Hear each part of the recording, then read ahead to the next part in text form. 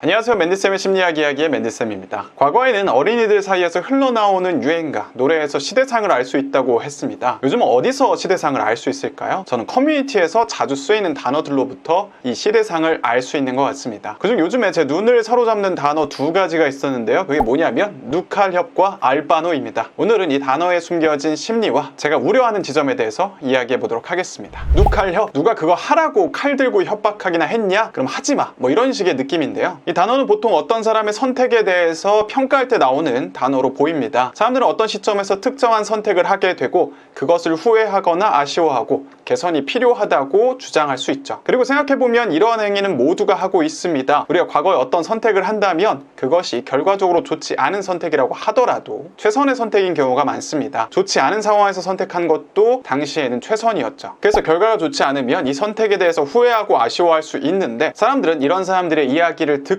누칼협이란 단어를 쓰면서 답을 합니다. 여기는 아마도 누가 그 선택하라고 칼 들고 협박한 것도 아니잖아. 네가 선택했잖아. 너의 모든 책임이니까 앓는 소리 하지 마라. 같은 심리가 느껴집니다. 그러니 악으로 깡으로 버티든가 그만두던가 네 알아서 해 라는 것이죠. 그리고 한 단계만 더 들어가 보면 너의 부정적인 스토리나 감정을 난 받아들일 여유가 없어. 그리고 네가 실수를 했건 운이 안 좋았건 잘못했으면 힘들어도 그것은 응당 받아들여야 돼 같은 생각이 자리 잡아 있는 것 같아요. 다음은 알바노 이건데요. 알바 아니다. 내가 알바있냐? 라는 느낌을 담은 단어인데요. 이 단어도 비슷한 맥락에서 쓰이는 것 같아요. 어떤 사람이 자신의 어려움이나 힘듦에 대해서 이야기를 하면 어떤 사람들은 알바노라고 답을 합니다. 사실 어떤 사람의 힘든 스토리나 사정에 대해서 이해되지 않거나 이해하고 싶지 않으면 그냥 답하지 않고 지나가면 되지만 이러한 단어를 쓰는 사람들은 굳이 이런 표현을 쓰곤 합니다. 이것 역시 너의 부정적인 감정이나 힘듦을 왜 얘기하냐? 내가 알아야 될 일도 아니고 왜 알리는 거야? 어쩌면 너는 내가 그 사정을 듣고 뭔가 이해하길 바라겠지만 나는 그러고 싶지 않아 하는 것입니다. 또 그냥 나는 내 맘대로 할 거니까 조용히 해 라는 의미도 담겨져 있죠. 사실 누군가가 어떤 글을 올리면 그것을 이해해주거나 조언을 해줄 사람을 찾는 것이지만 이해하지도 않을 사람들이 댓글을 써가면서 자신의 영향력을 행사하는 것으로 보입니다. 그것도 어쩌면 누군가에게 상처를 주는 방식으로요. 두 표현에서 저는 상대를 향한 가혹한 태도가 발견이 됩니다. 상대방이 어떤 상황에 처해 있고 또 어떤 힘듦을 겪고 있는지는 별로 중요하지 않고 너의 의지와 선택에 따라서 결과가 나오는 것뿐이니까 힘든 이야기는 일절하지 말고 받아들이라는 것이죠. 사실 상대방에 대한 가혹한 태도를 보이는 이유는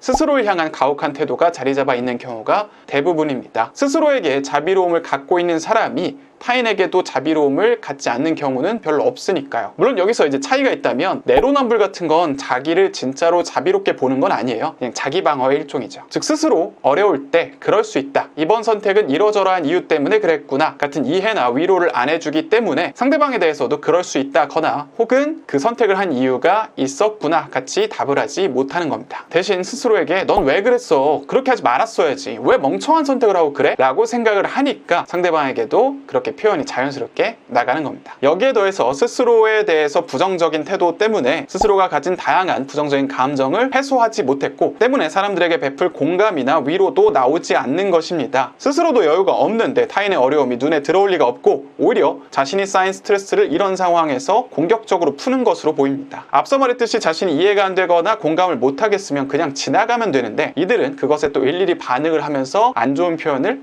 해야만 되는 심리를 갖고 있다고 볼 수 있습니다. 저는 요즘 사람들이 서로가 서로에게 관심을 주지 않고 이해해주지 않으며 서로 인정해주지 않으려는 태도가 만연하다고 생각을 합니다. 저 또한 사회적으로 소외된 사람이나 조금 이상한 행동을 하는 사람이 있으면 회피하거나 멀어지지 굳이 다가가서 변화를 이끌려 하지 않습니다. 상대가 내 말을 들을 것 같지도 않고 또 어떤 부정적인 반응이 올지 예상이 안 되거든요. 그리고 저는 이 모든 것들이 불안에서 기인한다고 보는데요. 사람들은 사회가 주는 끊임없는 불안 때문에 이미 에너지를 많이 소비하고 있는데 이 때문에 자신이 살아남고 생존하는 데에만 집중할 수밖에 없습니다. 이 과정에서 주위 사람들을 챙기기보다는 내 가족, 내 사람들만 챙기거나 적자 생존 그리고 각자 도생에 생각을 갖기가 쉽습니다. 문제는 이렇게 서로가 서로를 이해해주지 않고 관심을 주지 않고 인정을 해주지 않을 때 소외받는 사람들이 생긴다는 것입니다. 그리고 이들은 부족한 인정 욕구를 채우기 위해서 위험하거나 혹은 이상한 행동을 할 수가 있습니다. 다음은 제가 일상생활에서 경험한 예시들인데요. 수년 전에 알고 있었던 지인이 대뜸 연락이 연락이 와가지고 너가 과거에 이런 식으로 이야기를 해서 내가 인생이 많이 힘들어졌다, 사과를 해라 라고 연락이 온 거예요. 저는 그 사람 이야기를 쭉 들어보니까 뭔가 오해가 있고 저로서는 억울한 측면이 좀 있었는데, 대화를 해보니까 이게 말이 통하지 않겠다라는 생각이 들었어요. 뭔가 심리적으로 어떤 문제를 앓고 있다는 게 그 대화에서 느껴졌거든요. 그래서 저는 상대가 원하는 대로 사과를 해주고 마무리했지만 마음속 한켠이 조금 씁쓸했습니다. 이 사람이 수년 전에는 저랑 대화할 때 큰 문제가 없었는데 왜 저렇게 됐을까 하고요. 하지만 적극적으로 뭔가를 할 수는 없었어요. 제가 도울 수 있는 선을 넘어선 것 같은 느낌이 들었거든요. 그 두 번째로는 저는 이제 집 앞에 공원에 가서 달리기를 좀 하는데, 아침에 이 공원의 중간에 식수대가 있어요. 그래서 더운 날에 이제 물을 먹고 보충하기 좋은데, 어떤 노인분이 식수대 앞에서 오랜 시간 동안 알 수 없는 행동들을 계속 하시더라고요. 생수통 여러 가지를 가져와서 물을 담고, 심지어 생수통이 아닌 것에도 물을 담고, 또 물 나오는 버튼을 의미 없이 막 이렇게 누르시더라고요. 그래서 물 낭비가 계속 심하게 어떤 행동을 하시고 주위가 물이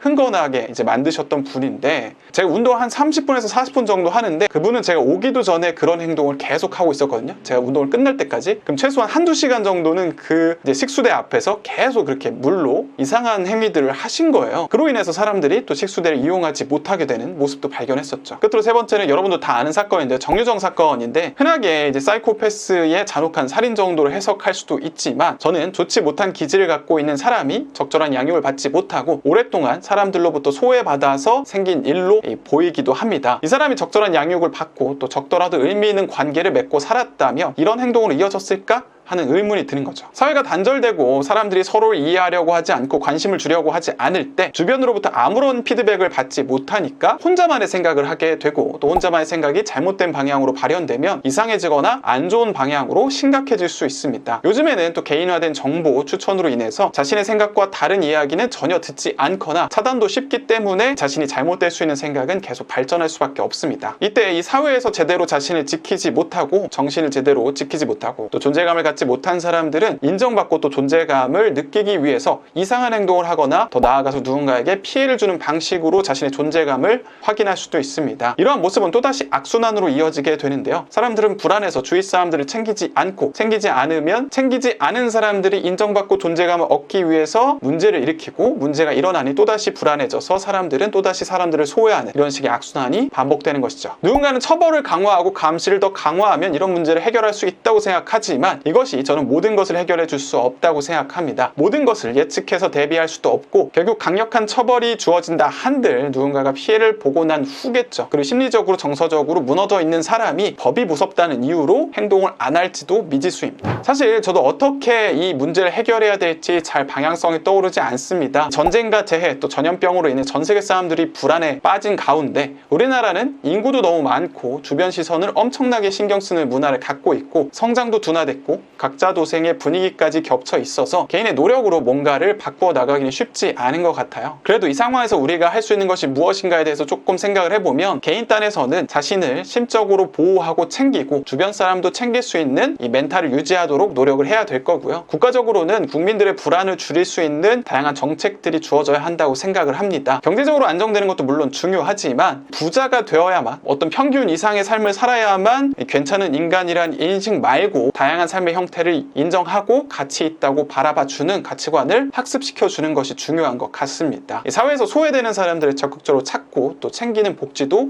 이어져야 될 것 같고요. 네, 오늘의 영상은 여기까지입니다. 오늘 영상이 마음에 드셨다면 좋아요와 구독 그리고 알람 설정까지 해주세요. 여러분들이 요즘 커뮤니티에서 발견한 단어들에는 무엇이 있나요? 기억나는 단어들이 있다면 댓글로 남겨주세요. 제가 답글 달아드리도록 하겠습니다. 그럼 안녕!